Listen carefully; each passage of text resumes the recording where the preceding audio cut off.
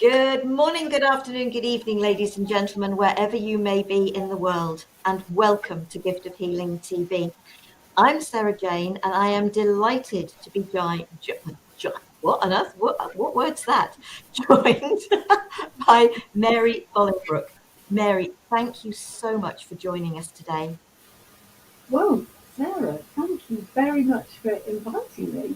It's an absolute pleasure to be here and to be connecting with all your people, your audience, wherever they are in the world.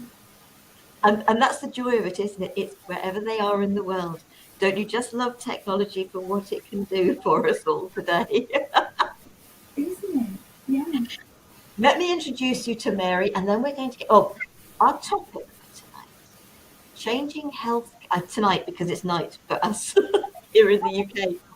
Changing healthcare for changing times. Let me share a little about Mary, and then we'll get her to share a little more about herself. Um, Mary has been interested in death and life after death since childhood, when she asked her mum what happened when people died. Not only didn't she know, but she said no one else knew either. Mary was amazed that even the grown-ups didn't know. Her first job at 16 was working on an archaeological site, where it became apparent she had a talent for excavating bones, which culminated in her working in the plague pit of a Guildford churchyard. If only these bones could talk, Mary used to say. Now, having been an osteopath for 30 years, she knows they can. Her other interest in life, possibly related to being a Gemini with Mercury as a ruling planet, is communication. The form of osteopathy she practices is like a silent conversation between herself and her client as she reads their tissue. But when Mary began treating horses, she knew that even that wasn't enough. So she did a course in animal communication. All this meant that by lockdown 2021, everything was in place for her to work remotely, communicating with and treating animals and humans. It's not a big step from there to connecting with the deceased and our ancestry. Now, with the global spiritual, ecological, and astrological changes we are all experiencing, for her, the pieces of the puzzle have fitted together, healing, healing, life, death, spirit, ancestry, and communication. And so, brilliant, Mary. Sort of, and as I think I said before, archaeology, that's something I've always wanted to do. Maybe one day I'll get to do some. But it's fascinating, and they've learned so much from bones and from positioning and from so much else, haven't they? Sort of, but share a little more about, because changing healthcare for changing times. Um, you've because I'm sure in your 30 years you've seen masses of changes in people and in health and how health has changed. Oh, absolutely, Sarah. And you too have been practicing for, I think, nearly 30 years, haven't you? And we have seen extraordinary changes. You know, when I first qualified, um, very ordinary things to us now, like vegetarianism even, were unusual. You know, I can remember the first time I saw an advert for a Pilates class, and I read it and thought, pilots? What's that? And something like being a vegan would have been unheard of. And when I first started practicing, people would be confused and bemused and think that the work that I was doing was quite extraordinary. And they would, there was always one question they would say, what exactly are you doing? And do you know now, nobody asks. They are more than happy. And I'm not saying that people shouldn't ask. You know, I'm not saying we need people to be completely open to anything. You need a certain amount of skepticism almost, but things have changed such a lot. Times have changed and moved on, so that when I first started, for example, I very rarely used it, although we're talking about working with bones, and as an osteopath, that's what people think that you're going to be doing. You're going to be working with the skeleton and the bone. But in actual fact, you're working, of course, with the whole body, which includes livers and lungs and stomachs and so on.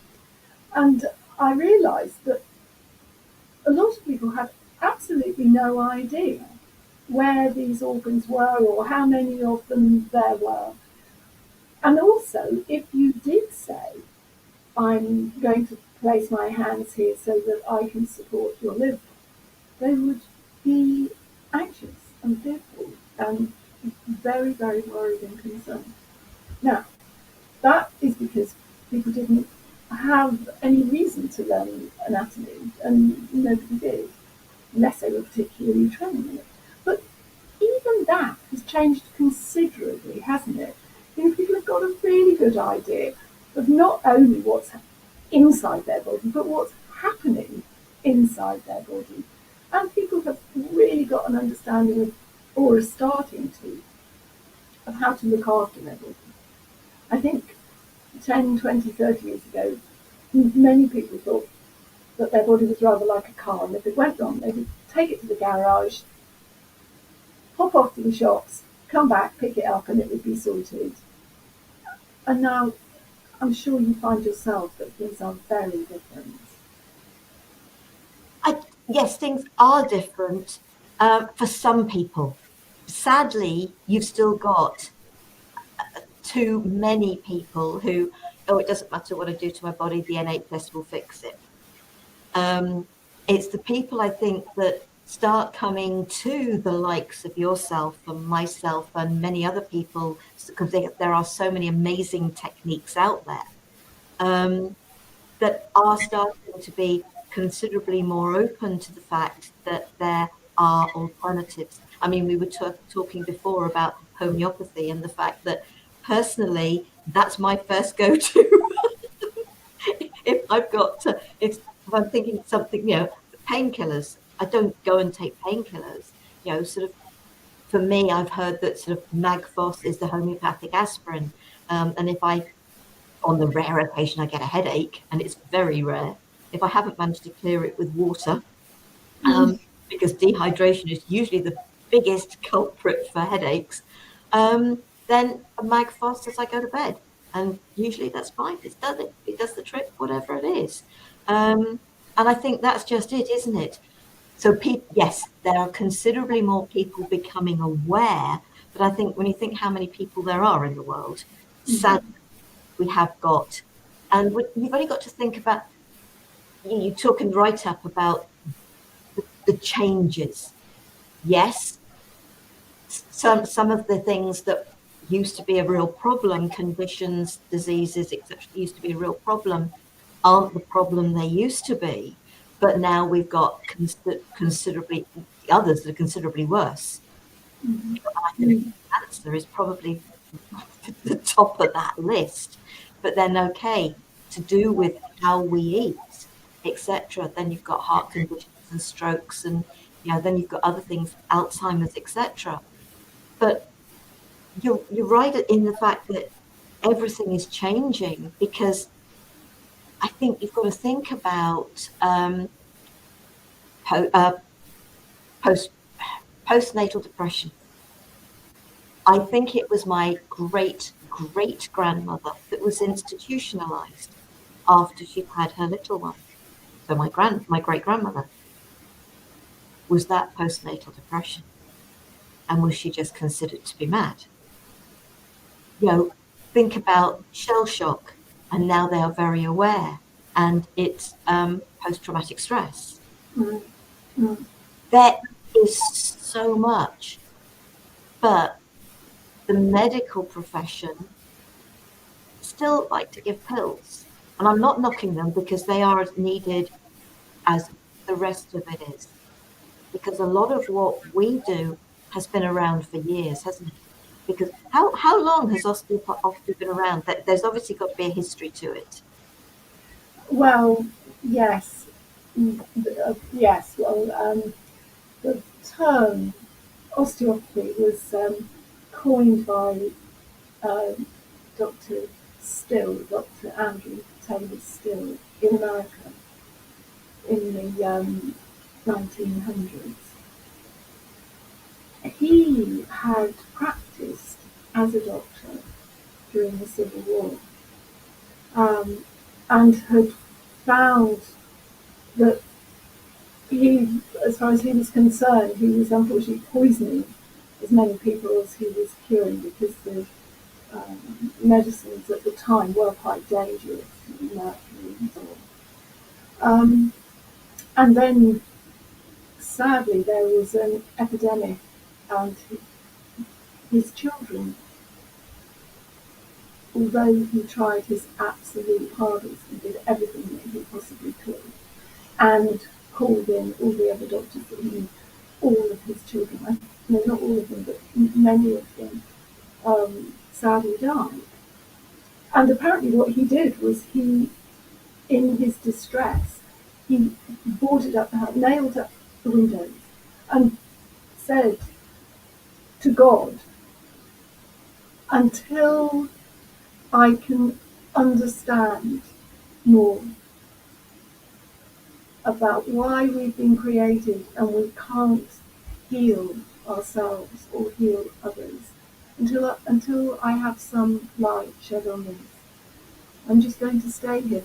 And it was during this time of deep, deep soul searching, and interestingly, working with Native American Indians and learning from them. So he taught them things and learned from them. And to be fair, he also learned their language, so he could speak on a much deeper level. Now that combination of soul searching and, as you're saying, looking at remedies that had been, and understandings about health and well-being that had been around for thousands of years, came together, and he termed the way that he then worked osteopathy.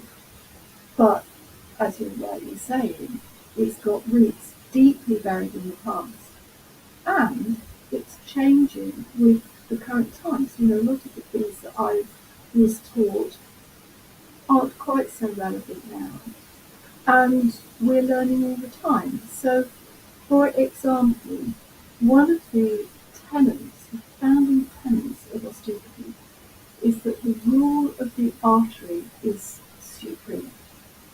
So if you do not have a good blood flow into an area or an organ or a limb, it will decline, and the health will, of course, not be as good. You also, of course, need very good venous drainage. Um, and that was what he said. The rule of the artery is supreme. Otherwise, the area becomes a withering field. Now, what we're discovering, for example, during COVID, is that the virus affects the basement membrane of arteries, particularly, but also the basement membrane of the lung lining. Now, if you alter the lining layer of an artery or a capillary, you completely influence negatively the flow of blood in and out of the lung, the heart, the brain.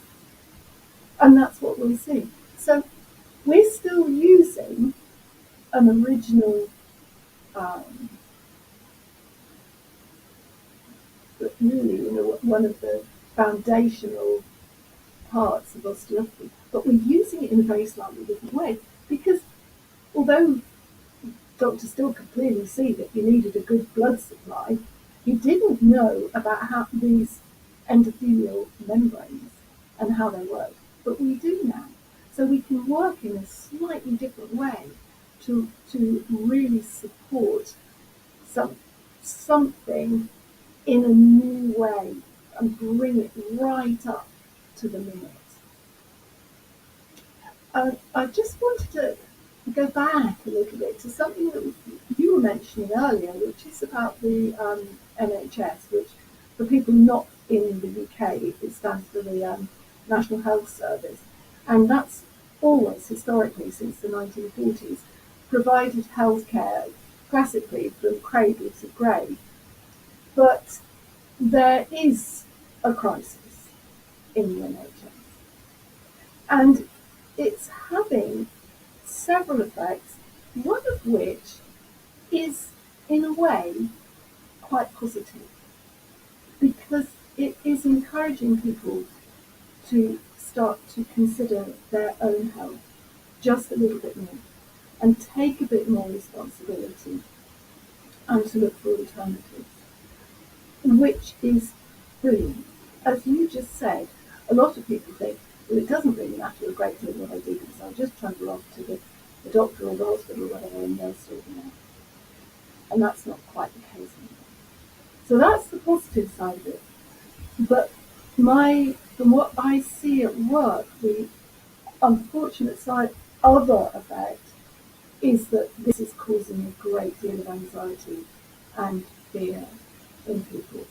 It's very frightening to be unwell or to have an unwell child or relative and not be able to access healthcare, or to worry that you will become ill, that you will become vulnerable and not be supported.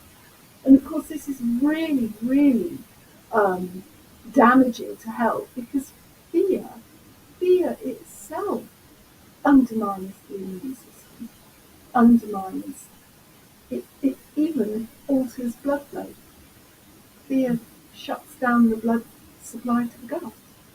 So we're getting more people with anxiety-induced irritable bowel, for example. Anyway, so I can't remember where you were going with that one, but yes, that's one of the things that I see of us taking aspects of wisdom and knowledge from the past and bringing it up to date as times are changing. And sorry, I remember where I was going to go with that. You were saying about the changing healthcare needs. Absolutely, we see far less acute problems and many, many, many more chronic problems because we've got quite good at treating acutely. So in childhood, there used to be lots of really acute infections, weren't there? You know, a child would suddenly get mumps or measles or chickenpox, and they'd have a very high temperature, come out in spots, and then 3-5 days later, their immune system would have tackled it, and that was it. On the other hand, there were very, very few children with, or much less, with asthma, eczema, some of the behavioural spectrum issues are hardly noticeable in the 30s. I agree with you, they were there and they were diagnosed in a different way. But what we're seeing is a really big change in the ratio of people in children with more chronic conditions and in adults. You know, if you think about, as you were saying, cancer and diabetes and what's termed metabolic syndrome, massive alteration in the numbers of people with those kind of underlying conditions. Yeah. And yeah, it's very sad because the system sort of tries to make sure we've got food, etc. But sadly, is some of that food the cause of some of this? But it's also thinking about sort of the trauma, isn't it? And anybody who says they've not experienced any form of trauma, I'm not convinced that everybody hasn't in some way, shape, or form. Because for me, to a child, one word can be traumatic, um, and I totally get and understand that, and that's definitely a place from which I come and I work with. Um, when and that's where the emotional side of things comes in, and that's where sort of the healthcare of our well-being, that aspect comes in. Is, I think, because I've worked with people with the inner child and healing the trauma of childhood, and it can make a massive difference, because a child doesn't know that they've been traumatized, whereas an adult may be aware that they're traumatized with something happening. Children don't understand circumstances. As we get older, we do understand circumstances. We know there's not no thing, no such thing really as being rejected, whatever. It's just, I know people still feel rejected, but it's circumstances. It's not parents saying, don't want you anymore. And I know that from my own personal experience of things that happened to me. So some of the things that occur to us, even some of the things that are in our body, it's just some of those energies that have got trapped, and it's how we release those. And so there are many levels. There's definitely a physical level. There's definitely an emotional level. Um, and it's supporting with that, isn't it? You just got to think back to, big boys don't cry. And obviously it was said to girls as well, actually, big girls don't cry. Sort of all these things that don't support people to actually let go, to release the energies that they then trap in their bodies.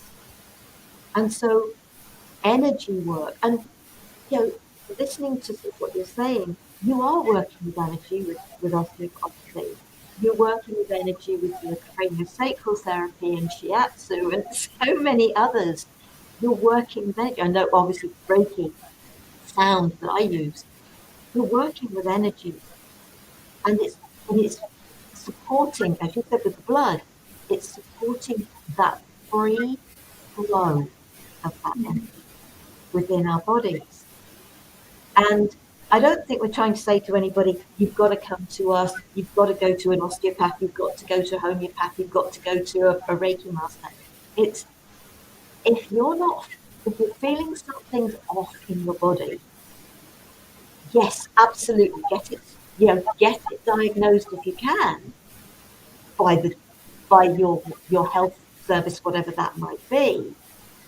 But there can be alternatives that can support with that. Absolutely. And more, even more than that, I think that prevention is better than cure. So don't wait. Don't wait until something doesn't feel quite right. The old osteopaths, and we still say is that have at least, however well you are, have 4 treatments a year as the seasons change.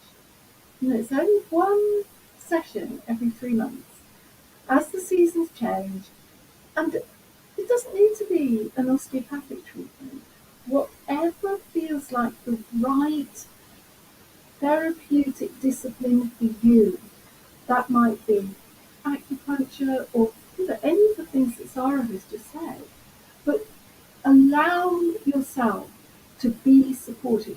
We think that we are self-supporting individuals, but we're not. We're part of a collective, and we support each other. The more healthy the collective is, the more healthy we all are. So I would highly recommend some sort of therapeutic intervention, even if you've got the best diet in the world and you're exercising, because sometimes it's just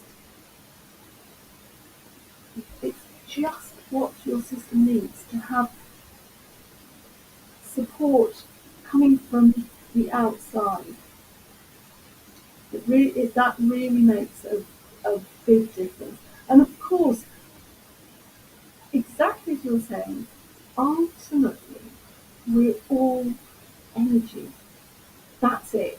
Every single therapeutic intervention is working to change energy frequencies and signatures. It doesn't matter if that's chemotherapy or surgery or osteopathy or sound healing, homeopathy. They are all ultimately doing the same thing. They're changing energy frequencies. As soon as you start looking at the cell matrix at a subatomic level, you realize that there is absolutely nothing there. Well, there are electrons, protons, neutrons. I heard a great lecture about this, and he said protons. They're just positively and negatively charged particles with an incredibly large amount of space in between. So any kind of intervention actually is working to alter that. And there's a step down, isn't there? So we know that we're trying with spirit, matter, with a spiritual being, an emotional being, a mental and physical being. And each of those are steps down in the vibrational frequencies, becoming more dense until we get to the physical form, which takes the longest to change. So, if you really want to change things fast, what you want to do is go upwards.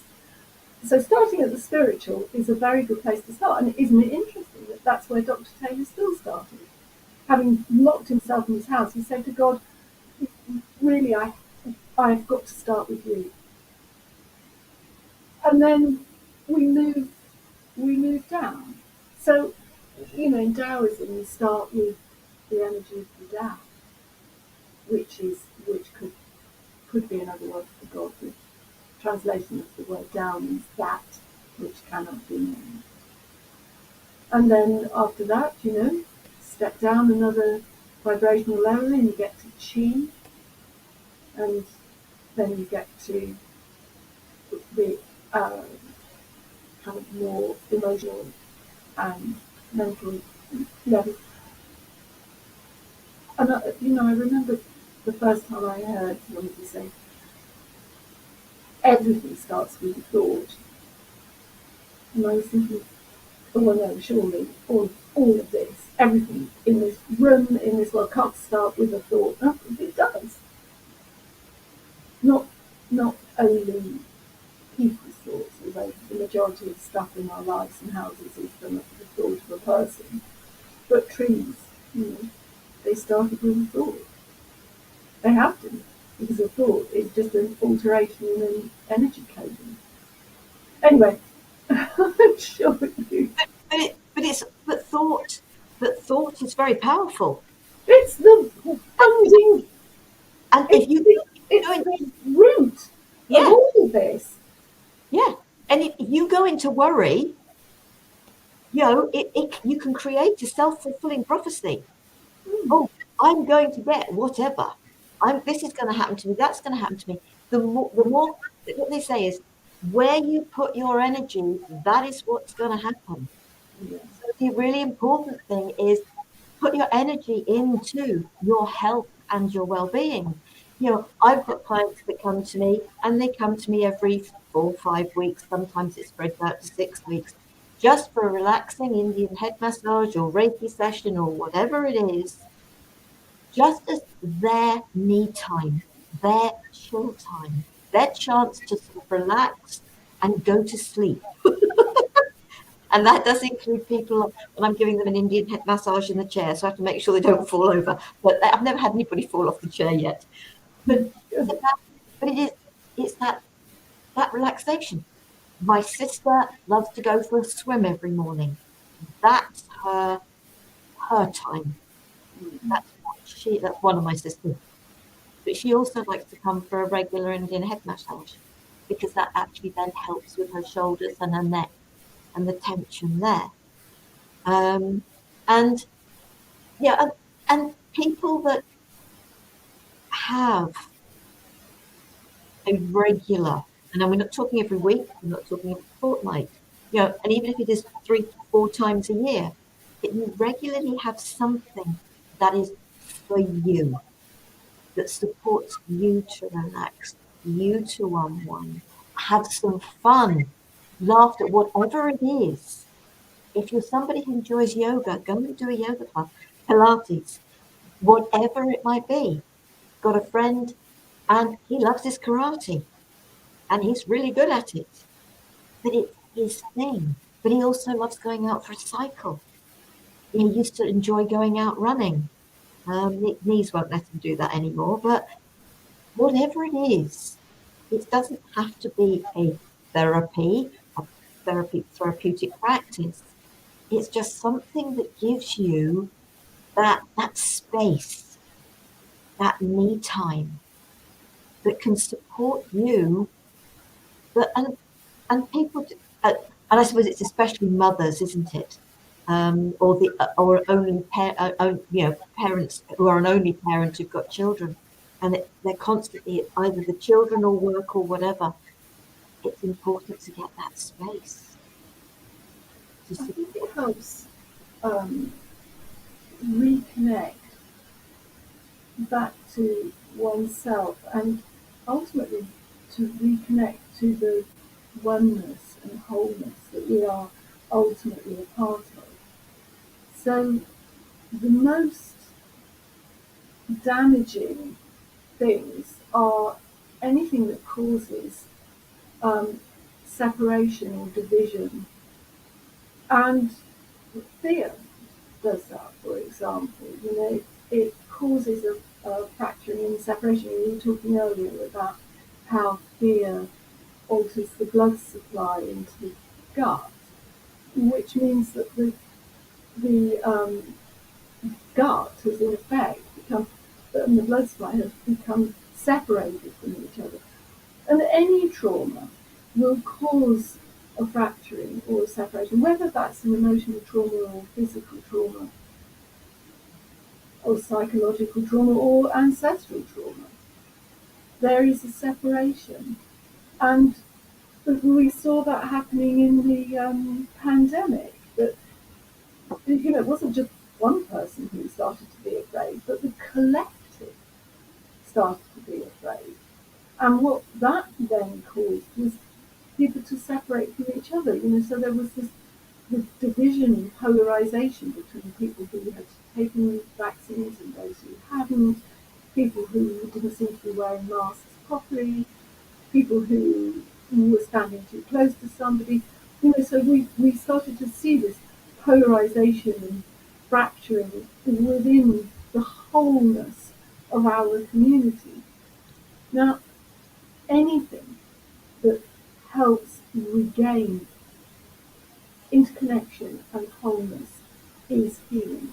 The understanding certain disciplines as being holistic, what they were trying to say is we are trying to work with the mind, the body, and the spirit. And the more that we can do that, reconnect, reconnect with ourselves, as you're saying, by having an Indian head massage or going swimming, we reconnect with the wholeness of ourselves. And then the next step is to reconnect into family, groups, communities. And ultimately what we would like is to have a holistic feel in our country and society. Now, of course, that's quite a tall order, but if we don't aim for it, we are always going to be stumbling. And isn't it interesting that right at the beginning of this program, we were saying, look at this technology. We have the capacity to be able to connect by communication right around the world. Now, what does that mean?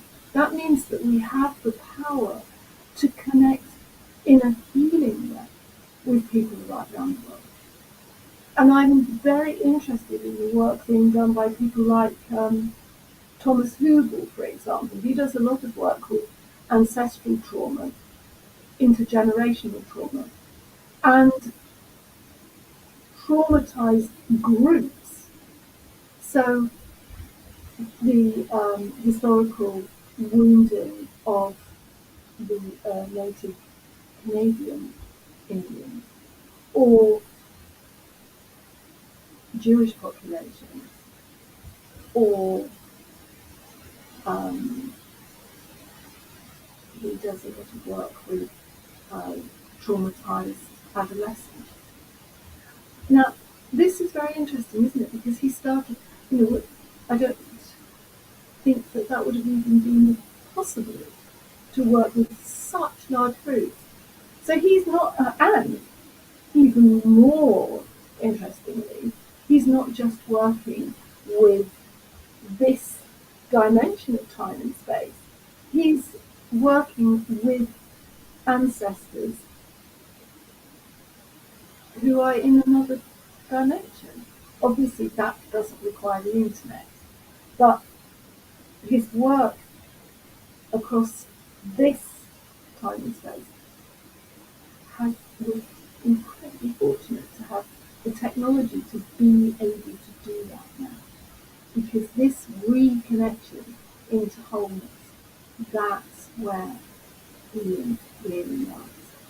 I don't expect that we're going to see the end of the fracture between Russia and Ukraine by more violence and more warfare. I would imagine that the healing between these countries and the healing of this horrendous trauma and fracture will be through some kind of diplomacy and some sort of healing that I don't doubt will begin on an energetic, vibrational level. I think we've got to say that about all the places that have got, because there are other countries that have got issues that are not just Russia and Ukraine, I and absolutely agree with you. I absolutely agree. it's got. What's the song say? War. What is it good for? Absolutely nothing. And it is so true because war has never solved anything. Mm. No. And being at war with yourself. And so let's bring this back to ourselves, bring that to the individual. Peace starts with us, Mm. being relaxed, calm, being comfortable, being happy all starts internally. And it is for us. How can we change the world? Change ourselves first. It's not for us to change others. It's for each and every one of us to work on ourselves. And I think one of the biggest separations we have is from ourselves. The teachings that we are,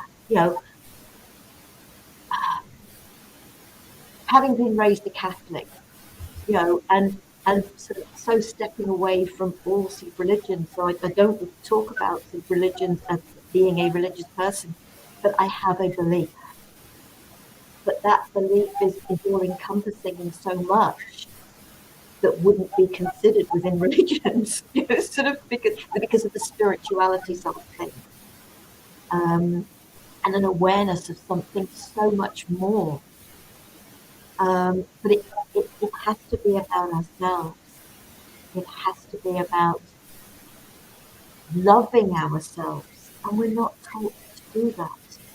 But loving yourself isn't something that is selfish, because when we truly love ourselves, we can bring so much more to others, because that love isn't just encompassing of ourselves, it is all encompassing of everything.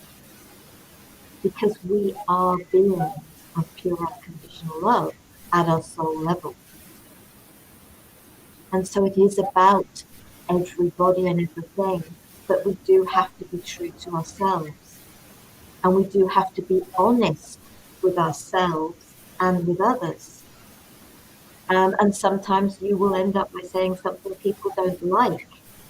But I remember I'm talking very openly and honestly to somebody. I have no idea what I said to them. It was at an event one time. I got a phone call from them afterwards saying,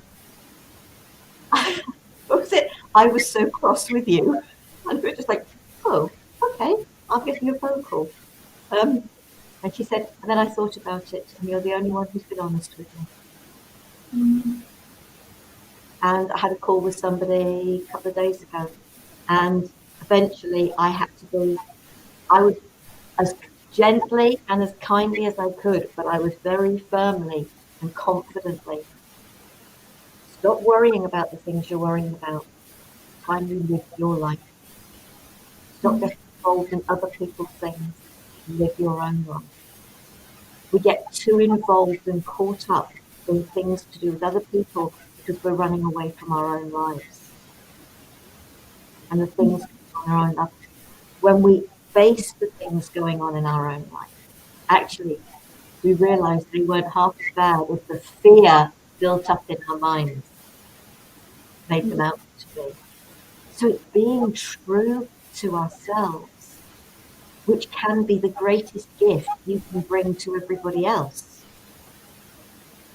It's not about being unkind. It's it's about intention and love. Yes, I absolutely agree. And I mean, when one can really connect into that true self of oneself, when you've managed to look your ego in the face and forgive it and acknowledge all of the guilt and shame and despair that you contain and have carried with you. Often it's not only just yours, often it's generational. But when you can see just a little bit beyond that and connect to that part of one's true self, that part of you that is divinity, then of course you realise that we are all one and that we are individually a part of one. So we're like tiny fragments of a hologram, and that if we can, as you say, love and cherish this one fragment of the hologram, then we're doing the same for absolutely everybody else. And in a way, that comes back to that understanding of ending or seeing wholeness and perceiving wholeness and working with wholeness rather than the fractured pieces. So, if I can see myself, yes, I'm an individual, I'm just one encapsulated human body, but I am also a part of the um, absolute wholeness that transcends time and space, because we're all part of the divine. That is when you can start to really know that self-care is care of the other. Yeah, Self-love is love of the other. yeah, absolutely. Absolutely. I can't believe where the time's gone. And we've covered so much. But is there anything, as Mary, thank you so much. But is there anything that we haven't touched on that you would like to sort of just share before we close? Um, I think for me, probably the most important part of this whole journey has been the understanding that um, it doesn't sound very magical, but forgiveness is absolutely crucial, because it's through forgiveness that we can start to bring some of these pieces back together again. Trauma of any kind is damaging and separating. and forgiveness. Or at least, often it's extremely difficult to forgive. Of course it is. If you've been really brutalized or abused by someone, but at least even if you can't forgive them, just acknowledge and witness them. I think that, for me, is probably the most important step that I've taken on this journey. Thank you for asking. Absolutely, because it's really important, sort of you're here to share, and that's brilliant. Yes, absolutely. Forgiveness is very much a part of it. And part of that is also forgiving yourself. It has to start there, I think. Yeah, I don't think it's possible otherwise. yeah, yeah, absolutely. Mary, thank you so very much. Now, you don't actually have a website, but what we sort of agreed before the program was sort of if you would like to connect with Mary, if you've got any questions for her, on the Gift of Healing TV website, giftofhealingtv.com, the contact page, there's a contact page. There is a form there you can fill out and let us know, and I will make sure that Mary gets that sort of if you want to get in touch with her. So please do that if you would like to. And I will make sure if you're watching a YouTube video that you've got a link to that page as well, so that you can connect with Mary. And as I said, I will make sure that anything that is for her goes to her.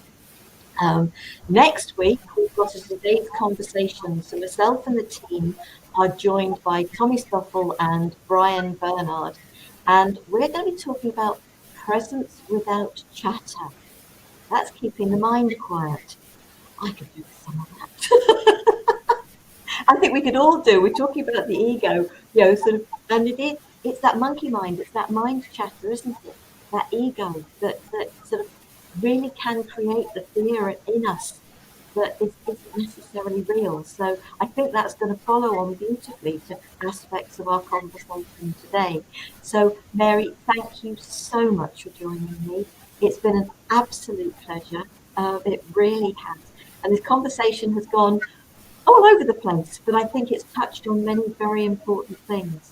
So thank you so very much. Thank you to those of you who watched, whenever you watch, and we'll be back and see you again soon. Love, peace, and light to you all. Namaste. Thanks, Mary. Bye. Bye. Bye.